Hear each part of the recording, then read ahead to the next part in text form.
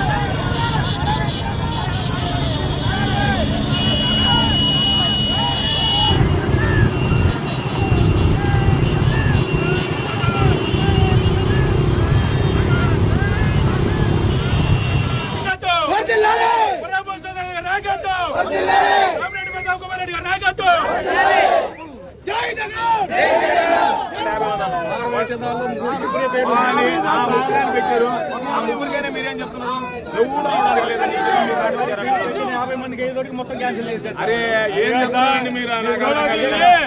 5,00,000 కోట్లకి పెట్టి కట్టిన పోటుని 1,500 అమ్ముతుంటే దాన్ని మేమంతా నివసిస్తుంటే మీగట్టా ఆపుతావు మమ్మల్ని. ఏదైనా ఆపితే అటు ఆపండి మీరు.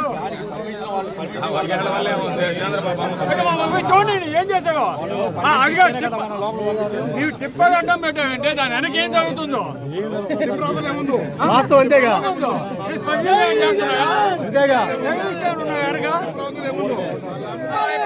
ప్రైవేటీకరణ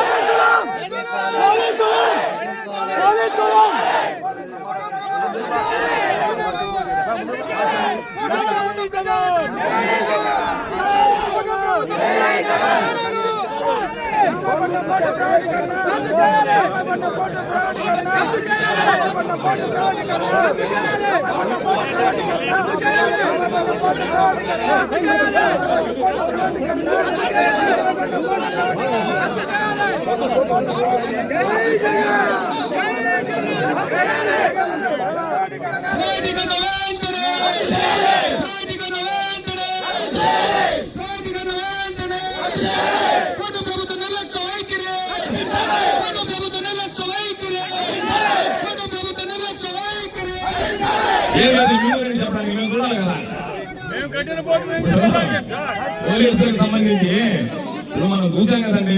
పోలీసులు పరిస్థితులు రాష్ట్ర ప్రజలు లేరు కదా, రకరకాల కారణాలు చూస్తున్నాం కదా. లోపల ఏం జరుగుతుంది మేము చూస్తూ మీకు నష్టం కదా నాకు అర్థం కదా. మాకు వాళ్ళు ఇస్తారండి పర్మిషన్. ఒక మాట చెప్తానండి, దొంగలు ఎప్పుడు పర్మిషన్ లేదు, దొంగతనం చేస్తున్నాం చూసుకోండి ఎవరిని ఇస్తారా? అదే నేను చెప్పేది. కాకపోతే దౌర్భాగ్యం ఏంటంటే దొంగలకు పోలీసులు కాదు.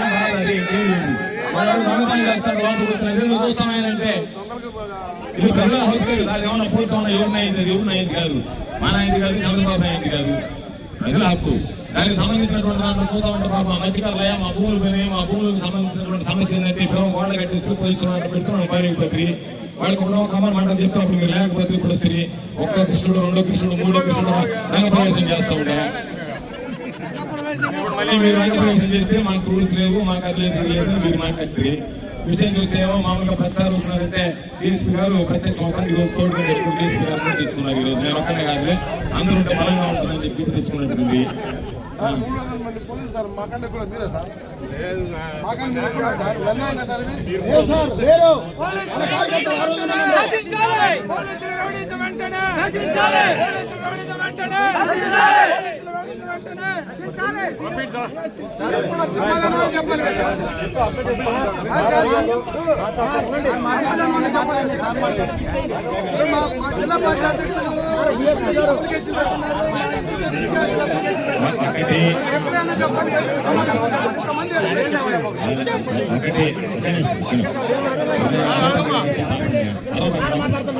ఇంకా చాలాసేపు మేమైతే ఈరోజు వాళ్ళని తీసుకొచ్చి మీరు మాట్లాడిస్తారా, లేదు మమ్మల్ని తీసుకెళ్ళి మాట్లాడిస్తారా? ఆ రెండు జరగని మీ ఎస్పీ గారితో మాట్లాడండి.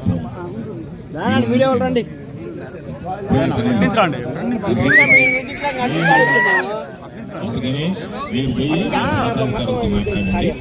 ఆ సీఈఓ వచ్చి మాకు సమాధానం చెప్తే మేము వెళ్ళిపోతాం. అయితే వాళ్ళు లేరు, వాళ్ళు ఎందుకుంటారు? వాళ్ళు ఏం చేశారు? కాగితాలు రాసి మీకు పారేశారు, వాళ్ళకి ప్రొటెక్షన్ మీరు నిలబడ్డారు అంతే. వాళ్ళు పర్మిషన్ ఇవ్వరు, మీరు వాళ్ళు పర్మిషన్ ఇవ్వరు. ఎందుకు ఇస్తారు? వాళ్ళకే ఉంది. వాళ్ళేమో సుఖంగా ఏసీ రూమ్లో కూర్చున్నా పాపం మీరు కాకి సౌకర్యాలు వేసుకొని చెమటలు కాచుకుంటుంటాడు. వాళ్ళకి సుఖంగా ఏసీ రూమ్లో కూర్చొని బ్రహ్మాండం వాళ్ళు లెటర్ పారేశారు.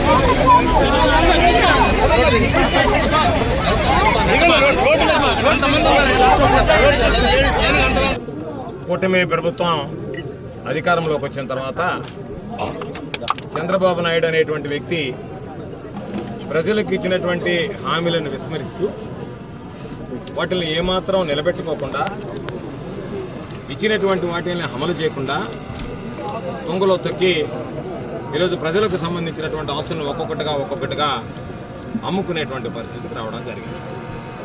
అందులో భాగంగా ఈరోజు రామాయపట్నం పోర్ట్ ఏదైతే ఉందో దశాబ్దాలుగా కందుకూరు నియోజకవర్గం, ప్రత్యేకించి కావలి నియోజకవర్గానికి సంబంధించినటువంటి ప్రజలు, నాయకులు అనేక పోరాటాలు చేయడం జరిగింది, అనేక పాదయాత్రలు చేయడం జరిగింది.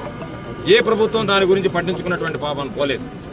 అటువంటి పరిస్థితుల్లో ఈ ప్రాంత ప్రజల ఆలోచనలకి, ఆకాంక్షలకి అనుగుణంగా ఈ ప్రాంతానికి ఆ రామాయపట్నం పోర్టు నిర్మించాలనేటువంటి లక్ష్యంతో జగన్మోహన్ రెడ్డి గారు నడుం బిగించడం జరిగింది. ఆయన ముఖ్యమంత్రి అయ్యాక ఉన్నటువంటి స్థానికంగా ఉండేటువంటి నాయకులు, ఆ రోజు కావలి శాసనసభ్యులుగా ఉన్నటువంటి రామిరెడ్డి ప్రతాప్ కుమార్ రెడ్డి గారు, అనేక మంది ప్రజాప్రతినిధులు అందరం కూడా వెళ్ళి, సార్ దశాబ్దాల కళ, ఆ ప్రాంత ప్రజలు ఒక నినాదంతో ఉన్నారు, ఇవి కనకపట్నాలుగా మారాలి, కావలి కందుకూరు అంటే రామాయపట్నం రావాలి అనేటువంటి లక్ష్యంతో ఉన్నారు. కాబట్టి మీరు దయచేసి దీని మీద దృష్టి పెట్టి రామాయపట్నం పోర్టు సాధించండి, రామాయపట్నం పోర్టు మంజూరు చేయండి అని చెప్పి ఇంత లోపల కరోనా రావడం, కరోనా వచ్చిన తర్వాత మేమందరం కూడా అనుకున్నాం, ఆయన పాపం చేస్తానన్నాడు, ఈ ప్రాంత ప్రజల దురదృష్టమో ఏమో తెలియదు, కరోనా మహమ్మారి ఆవరించింది. దానివల్ల ఈరోజు ఈ పోర్టు రాకుండా ఆగిపోయిందని చెప్పి భావించాం. కరోనా కష్టకాలం ముగియగానే కరోనా 1 వచ్చింది, కరోనా 2 వచ్చింది. 2వ విడత కరోనా అయిపోయిన వెంటనే జగన్మోహన్ రెడ్డి గారు దీని మీద ప్రత్యేకమైనటువంటి దృష్టి పెట్టి ఆ రోజు మనం వాళ్ళకి మాట ఇచ్చాం. ఆ మాట నిలబెట్టుకోవాల్సినటువంటి అవసరం ఉంది. కాబట్టి అందులో భాగంగా ఖచ్చితంగా ఈరోజు ఆ రామాయపట్నం పోర్ట్ ఏదైతే ఉందో దాన్ని సాధించాలి, నిర్మించాలి, మంజూరు చేయాలని చెప్పి దానికి సంబంధించినటువంటి పూర్తి స్థాయిలో అవసరమైనటువంటి అన్ని అనుమతులు తీసుకొచ్చి ప్రభుత్వ పరంగా ఈ పోర్టు నిర్మాణానికి జగన్మోహన్ రెడ్డి గారు 850 ఎకరాలు సేకరించడం జరిగింది. సేకరించినప్పుడు మత్స్యకారులందరికీ చెప్పాడు, మీ అందరికీ నేను అండగా ఉంటా. ఈ ప్రాంతానికి సంబంధించి మీ బిడ్డలకు ఉద్యోగ ఉపాధి అవకాశాలు వస్తాయి. మీకు ఆ పోర్టు నిర్మాణమైనంత వరకు మీరు జీవన భృతి కోల్పోకుండా మీకు ప్రతి నెలా కూడా ఏదైతే కృష్ణపట్నం పోర్టు అప్పుడు మహానేత రాజశేఖర రెడ్డి గారు ఏర్పాటు చేశారో ఆ ప్రాంత మత్స్యకారులకి అదేవిధంగా నేను కూడా మీకు అందజేస్తానని చెప్పి చెప్పడం జరిగింది. దాని ప్రకారం ప్రతి కుటుంబానికి నెలకు 3,000 రూపాయల చొప్పున జగన్మోహన్ రెడ్డి గారు ముఖ్యమంత్రిగా ఉన్నప్పుడు ప్రారంభించారు, అందజేశారు. ఈరోజు పాప మా మత్స్యకారు కుటుంబాలు అడుగుతున్నాయి, అయ్యా మేము జీవనోపాధి కోల్పోయాం, ఉన్న భూములు ఇళ్ళు వదిలేసాం. 1 సంవత్సరం జగన్మోహన్ రెడ్డి గారు ఉన్నప్పుడు ఇచ్చారు. ఈరోజు మమ్మల్ని పట్టించుకునేటువంటి నాదుడే కరువయ్యాడని మాట్లాడేటువంటి పరిస్థితి. అంటే ఈ ప్రభుత్వ వ్యవహార శైలి ఏ విధంగా ఉంది అంటే, మేము ఇచ్చినటువంటి మాట నిలబెట్టుకోం, మీకు సంబంధించినటువంటి ఆస్తులని మేము దోచుకుంటామని చెప్పి ఈరోజు వ్యవహరించేటువంటి పరిస్థితి ఏర్పడింది. అందుకనే దాన్ని ఎంత దారుణమైనటువంటి పరిస్థితులు అంటే, ముందు 30 సంవత్సరాలంట, తర్వాత 20 సంవత్సరాలు పొడిగిస్తాడంట. అంటే 50 సంవత్సరాల పాటు మనం ఎవరం బతుకున్నాం, ఇక్కడ ఉండే వాళ్ళు ఎవరో బతుకుంటారు 50 సంవత్సరాల పాటు. ఆ 50 సంవత్సరాల పాటు వాళ్ళ ప్రైవేట్ వ్యక్తుల చేతిలోకి వెళ్ళిపోతుంది. ఆ ప్రైవేట్ వ్యక్తుల చేతిలోకి వెళ్ళిపోయిన తర్వాత అని ఉన్నటువంటి 2079 కోట్లు కడుతున్నాం, 5% మనమే పూర్తి చేస్తున్నాం, అన్ని అవసరాలు సమకూరుస్తున్నాం. ఇవన్నీ చేస్తే మన వాటా ఏమన్నా ఉందా అంటే 12% వాటా. అంటే 5,000 కోట్ల రూపాయల ఆస్తి 1,500 కోట్లు చూపించి 750 కోట్ల రూపాయలు తీసుకుని దానికి 12% ఈరోజు చంద్రబాబు నాయుడు అమ్ముతున్నాడు అని అంటే మిగిలిపోయినటువంటి వాటా అంతా చంద్రబాబు నాయుడు కుటుంబానికి పోయినట్టు కాదా? ఇది ప్రజల ఆస్తి నువ్వు దోచుకోవడం కాదా? దీనికి సమాధానం చెప్పాల్సినటువంటి అవసరం లేదా అని చెప్పి ఈ సందర్భంగా మేము అడుగుతున్నాం. కాబట్టి దానిలో ఏమి క్లియర్గా ఇచ్చేసాడు అన్ని. మాకేమి యాజమాన్య హక్కులు ఉన్న ప్రభుత్వానికి, యాజమాన్య హక్కులన్నీ ప్రైవేట్కే. అంటే ప్రభుత్వం ఏదైతే పాపం ఈ ప్రాంతానికి సంబంధించి స్థానిక ప్రజలకి మత్స్యకారులకి హామీలు ఇచ్చారో వాటితో మాకేమి సంబంధం లే, మేము ఇంకేది పట్టించుకోం. భవిష్యత్తులో మీరు ఏదున్నా సరే వాళ్ళ పరపంచలు బాకాల్సిందే, వాళ్ళ దగ్గరికి పోయి మీరు అడుక్కోవాల్సిందే, వాళ్ళు మీకు వేస్తే ముష్టి వేసినట్టుగా తీసుకోవాల్సిందే, వాళ్ళు వేయమనంటే మీ పాటికి మీరు వెళ్లాల్సిందే తప్ప మరొక మార్గం లేదు, గత్యంతరం లేదని మాట్లాడేటువంటి పరిస్థితి ఏర్పడింది.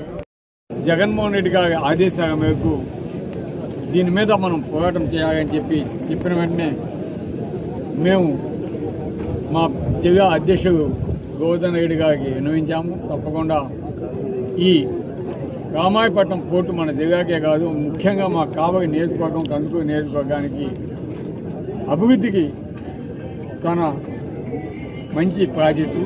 దీన్ని ప్రైవేటు పరం చేయడం కరెక్ట్ కాదు.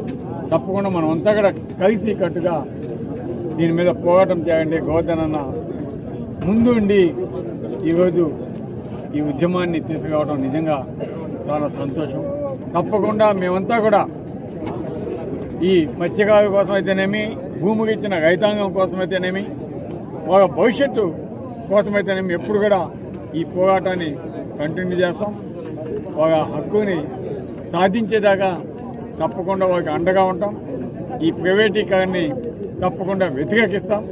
దీనికోసం ఎంత దాకైనా పోరాడతామని చెప్పి తెలియజేస్తూ ఈరోజు మా సోదరుడు మధుసూదన్ యాదవ్ మేము అంతా కలిసి ఈ కార్యక్రమాన్ని పెట్టిన వెంటనే ఇక్కడికి ఇచ్చేసిన గోవర్ధన్ అన్న కూడా ప్రత్యేక అభినందనలు. అదేవిధంగా ఈరోజు ఒక్క పిలుపు ఇచ్చిన మీదట ఎంతమంది దాదాపు 5,000 మంది 2 నియోజకవర్గాల నుంచి రావటం కూడా చాలా సంతోషం.